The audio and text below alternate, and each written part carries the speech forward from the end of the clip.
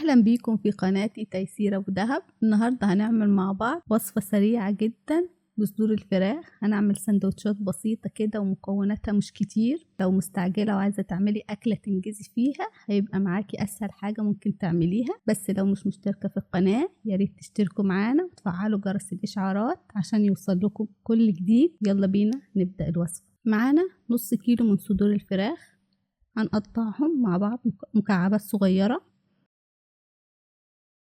بالشكل ده. عايزينها قطع رفيعة كده وصغيرة معانا.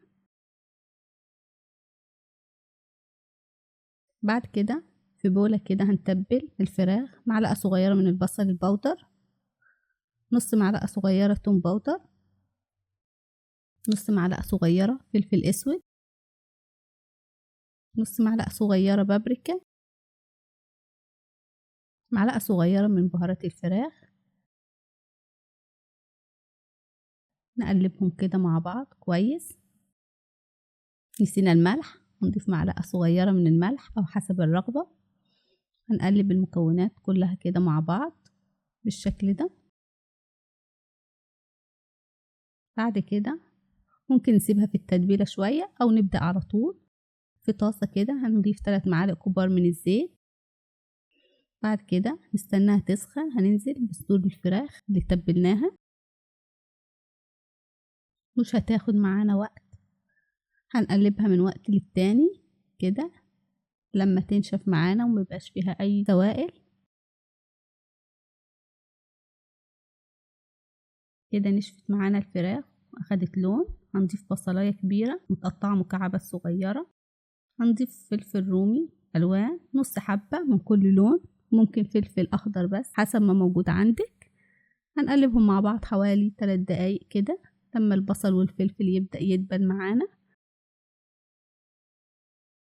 هنضيف معلقتين كبار من الكاتشب، معلقتين كبار من المستردة، معلقتين كبار من المايونيز. نقلبهم كمان دقيقتين كده أو دقيقة يدوب بس يمتزجوا مع بعضيهم زي ما احنا شايفين مع بعض. هنضيف جبنة كريمي 3 معالق.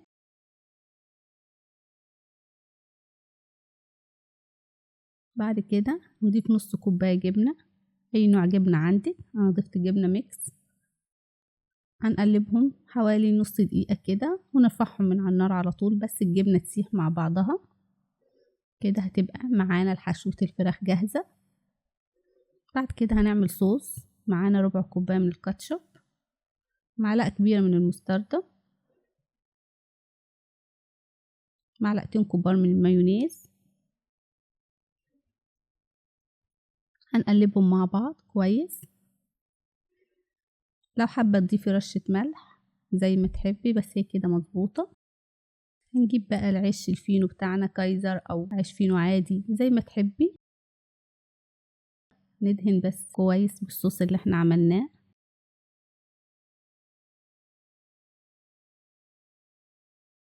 بعد كده هنضيف حشوة الفراخ.